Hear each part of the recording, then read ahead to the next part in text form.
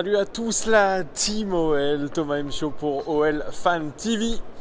Alors ça, c'est un bel endroit de Lyon, c'est l'Hôtel Dieu, regardez, ça a été tout refait. C'est une sorte de centre commercial, il y a beaucoup de magasins, il y a des restaurants, il y a le Bouddha Bar par exemple, pour ceux qui connaissent, c'est très beau, vraiment. Je vais essayer de me balader pendant ma vidéo.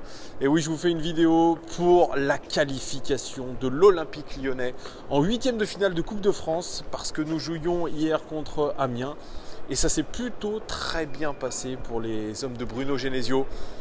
On s'attendait à une qualification plutôt facile. C'est vrai que les propos de l'entraîneur d'Amiens étaient équivoques. Il ne mettait absolument pas l'équipe type. L'objectif, c'était le maintien pour cette équipe d'Amiens, et ça s'est traduit sur le terrain avec, selon les dires de certains supporters amiénois, l'équipe de CFA qui avait été envoyée sur le terrain. Donc vous voyez, bonjour ah non, c'est pas Paris, c'est Lyon là. Bref, il y a des supportrices parisiennes, pardon, bref, on s'en fout. Voilà, oui, donc l'équipe de Christophe Pélissier qui avait aligné une équipe absolument pas type. Et c'est là où l'Olympique Lyonnais avait les moyens vraiment de se qualifier très facilement. Donc on a aligné une équipe quasi type en 4-2-3, une fois n'est pas coutume, avec Anthony Lopez dans les cages, la charnière centrale, Marcelo Morel sur le côté gauche, Marsal titularisé à la place de Mendy, à droite Léo Dubois, auteur d'une très belle rentrée contre Saint-Etienne. Au milieu de terrain, on avait Touzard, Ndombele, et puis meneur de jeu Nabil Fekir, Bilon, et puis à gauche Martin Terrier, à droite Maxwell Cornet, et en pointe le héros du derby Moussa Dembélé. Ouais, une équipe de l'OL, comme je l'ai dit, qui était sans forcer, qui a fait la décision. Et on sait que cette saison, le mot ou l'expression sans forcer, c'est un peu compliqué. Alors je vais vous faire une petite analyse joueur par joueur. Alors j'ai pas les statistiques de cette rencontre malheureusement. Mais voilà, je vais vous faire quand même une analyse. Pour ceux qui ont eu Eurosport, ils pourront évidemment commenter, parce que ouais, la rencontre avait lieu sur Eurosport, diffusée sur Eurosport. Ça, c'est un peu pénible quand même, pour voir les matchs de Coupe de France. Alors, on commence par Anthony Lopez. Anthony Lopez, il n'a pas eu grand-chose à faire, parce que cette équipe amiénoise n'a pas été franchement dangereuse. Bruno Genesio le disait après en conférence de presse. Anthony Lopez, il a eu un petit arrêt à faire. C'était sur une tête, je crois, de Mathieu Bottmer, en l'ancien lyonnais. Une tête qui était beaucoup trop molle. Donc il n'a pas eu un gros match à faire. Marcelo, eh bien c'est un peu compliqué, parce que dès les premières minutes de jeu, il a raté un contrôle qui aurait pu profiter à l'attaquant amiénois. Heureusement qu'il a été très maladroit, mais Marcelo, vraiment, surtout en première mi-temps, a été je dirais pas catastrophique, mais était très peu rassurant.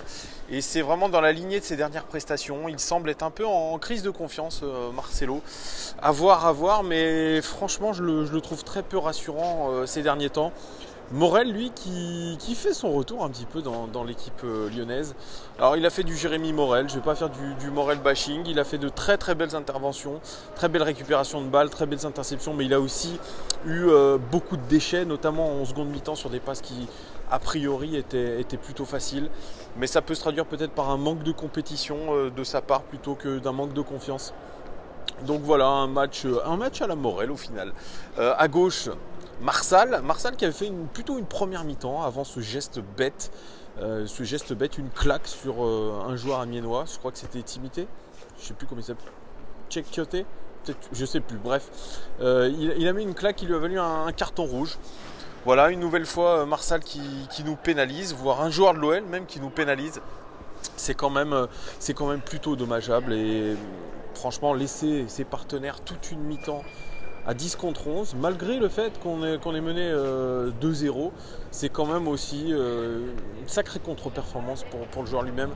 Genesio l'a dit, il a dit que c'était dommageable, je sais pas, je crois que déjà les relations au début de saison étaient un peu compliquées avec lui. C'est vrai que ça va peut-être pas arranger, ou ça va peut-être redégrader les choses, parce que franchement, c'est une faute bête qu'on doit bannir au plus haut niveau. Imaginez en Ligue des Champions, s'il se permet de faire ça, c'est foutu, on ne peut pas laisser ses partenaires comme ça. Bref, voilà, à droite, Léo Dubois qui a fait un très bon match. Léo Dubois, dans la lignée de sa prestation, de sa rentrée face à Saint-Etienne, c'est un joueur vraiment qui est très intéressant, notamment dans le jeu de construction. Il a marqué ce but qu'il a dédié à son ancien coéquipier Emiliano Sala. Il avait à cœur de marquer, de faire un bon match. Léo Dubois, il marque un but d'ailleurs de renard des surfaces, un but un peu comme il avait marqué contre le Shakhtar Donetsk. C'est un joueur qui est intéressant parce qu'il est capable de se projeter dans la surface de réparation, de rentrer au cœur du jeu et vraiment de créer des actions de jeu intéressantes. Donc moi je suis plutôt satisfait de Léo Dubois qui, après de nombreuses blessures, est en train de s'affirmer. Moi je le vois bien quand même titulaire plutôt que Kenny Tété. On sait que Raphaël est en phase de reprise et que sa non-prolongation risque de lui mettre un coup de bambou. Donc Léo Dubois a une sacrée carte à jouer, donc moi je lui fais entièrement confiance. Au milieu de terrain, Tanguy Ndombele qui a fait une prestation intéressante, mais pas à son niveau auquel on l'a connu en début de saison. Il a fait un match solide, récupération, projection vers l'avant, mais voilà, rien de bien extraordinaire. Il aurait pu marquer un joli but s'il avait été beaucoup plus précis dans sa frappe de balle. Bien dommage. Lucas Touzard, lui aussi, bénéficiait d'une titularisation. Il a fait du Lucas Touzard. Il a ratissé un bon nombre de ballons. Il a fait un peu le travailleur de l'ombre comme il fait. Il a prêté main forte à la défense. Mais toujours pareil, toujours les mêmes manques, les projections vers l'avant, les passes vers l'avant, qui doivent être beaucoup plus précises pour Lucas Touzard. C'est un peu ça que je lui reproche, et que je lui reprocherai un peu toujours. C'est ce manque de précision et d'impact vers l'avant. C'est un peu dommage. Nabil Fekir, il fait un super match encore, le capitaine lyonnais. Moi, je l'ai trouvé très sérieux, très altruiste même sur la passe. Quand il envoie en profondeur Moussa Dembélé, c'est tout simplement super parce que le contrôle orienté est très beau et il arrive à faire une magnifique passe vraiment pile poil dans ce qu'il fallait dans l'intervalle. Donc je l'ai trouvé vraiment en jambes. Et puis c'est même lui sur le second but, sur le but de Léo Dubois, qui bute sur le gardien et qui permet à Léo Dubois de marquer. Donc voilà, moi je trouve que c'est un fantastique match encore de sa part. Il est sur une pente ascendante, on le retrouve un peu mieux physiquement, il est plus à son aise. Bref, un bon match de la part du capitaine lyonnais. À gauche, on avait Martin Terrier qui pouvait lui aussi montrer ce dont il était capable. Martin Terrier, à part la récupération du ballon sur le but de Moussa Dembélé, parce que c'est lui qui donne le ballon à Fekir, il fait l'avant-dernière passe. Eh bien, moi je l'ai trouvé un peu moyen, un peu en dedans, Martin Terrier. Il n'a pas fait toujours les bons choix, il n'a pas eu toujours les bonnes décisions. C'est un peu dommage parce que c'est dans ce genre de match qu'il peut montrer que Bruno Genesio peut lui faire confiance. Il lui manque quelque chose quand même à Martin Terrier. Alors je ne sais pas si pareil dans sa tête ça tourne un peu, mais moi je pense qu'il n'a pas gagné de nombreux points, Martin Terrier, dans ce match. C'est bien dommage. À droite, titularisation de Maxwell Cornet, qui a fait un match offensivement plutôt moyen du côté de Saint-Etienne. Maxwell Cornet qui était plutôt remuant sur son côté droit, il a fait ce qu'il pouvait et puis il a été à l'origine du but de Léo Dubois avec cette belle talonnade pour Nabil Fekir, une belle inspiration. Donc moi je l'ai trouvé un peu plus en jambes que contre Saint-Etienne et voilà, à voir, ça reste toujours un joker intéressant, Maxwell Cornet, pour essayer de remuer les défenses. Il était assez virevoltant, donc voilà. Et puis Moussa Dembélé, il a marqué un superbe but, plein de réalisme sur cette belle lancée en profondeur de Nabil Fekir, mais en seconde mi-temps, que de déchets. Alors le plus important, Moussa Dembélé, c'est qu'il arrive à se procurer des occasions, mais franchement, il a eu un nombre incalculable d'occasions, il aurait pu vraiment plier le match.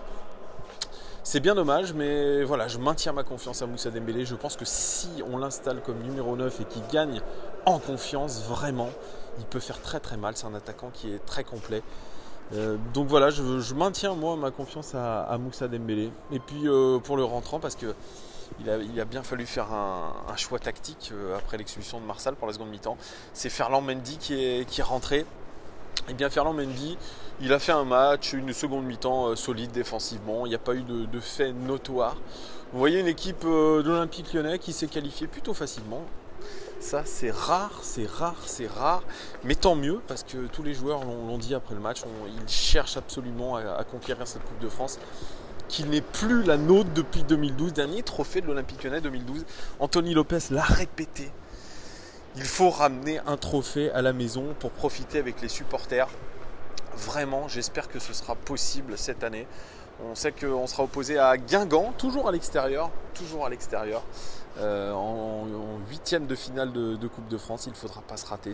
Guingamp est une équipe de coupe, comme l'a dit Bruno Genesio. Moi, je pense quand même qu'on a les capacités pour l'emporter, pour se qualifier pour les quarts de finale. Donc vraiment, j'espère que ça va le faire. Et puis, petite mention spéciale à Villefranche, qui s'est qualifié, qui affrontera le Paris Saint-Germain au Groupama Stadium. Ça, c'est une super affiche. Donc les Rhodaniens sont quand même à l'affiche avec l'Olympique Lyonnais. Et puis Lyon-la-Duchère, on n'oublie pas qu'il s'est qualifié face à Andrézieux. Et oui, hein, Ronald est à l'honneur et on risque d'avoir un dernier peut-être carré assez fantastique, on verra. Mais il pourrait y avoir quelques beaux derbies si l'Olympique Lyonnais se qualifie. Et bien sûr, si nos clubs rhône-alpins, si je puis dire, se créent des exploits. Donc on verra, donc c'est assez cool. Voilà les gars, pour ceux qui ont vu le match, dites-moi ce que vous en avez pensé. Qui vous avez trouvé bon sur la pelouse? Est-ce que vous regrettez l'expulsion de Marsal? Est-ce que ce joueur vous fait peur au final? Parce qu'il a des réactions assez nerveuses. On se rappelle de la gifle aussi à l'arbitre. Ça, c'est un spécialiste de la gifle, notre ami Fernando Marsal. Voilà, dites-moi tout en commentaire. Vraiment, merci à vous de vous abonner de plus en plus nombreux, de mettre des likes. Ça fait vraiment plaisir. Et regardez une nouvelle fois. Je vais essayer de vous... Voilà. Ouais, c'est joli ça. Allez, ciao les gars, à très bientôt. Ciao, ciao, ciao.